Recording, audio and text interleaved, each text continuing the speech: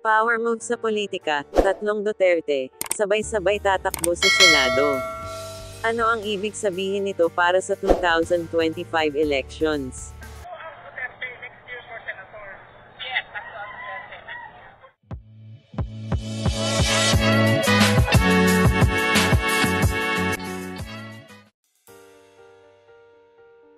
Sa isang mahalagang pag-unlad sa politika ng Pilipinas, kinumpirma ni Vice Presidente Sara Duterte na tatlong miyembro ng pamilya Duterte ang tatakbo sa eleksyon para sa Senado sa 2024. Ang balitang ito ay inihayag niya sa isang panayam sa isang kaganapan na kanyang dinaluhan noong Martes.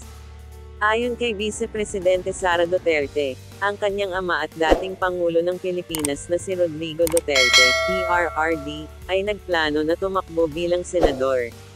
Kasama rin sa tatakbong senador ang kanyang kapatid na si Paulo Duterte, na kasalukuyang kongresista, at isa pa nilang kapatid na si Sebastian Duterte.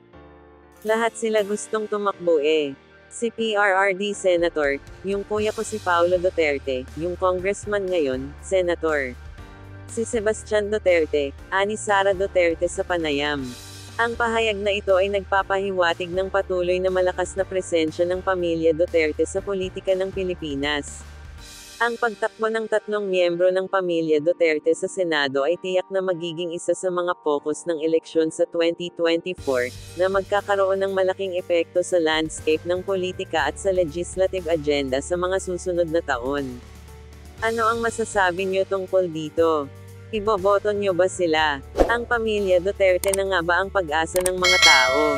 May pagbabago kayang mangyayari sa ating bansa? E-comment ang inyong pananaw sa usaping ito.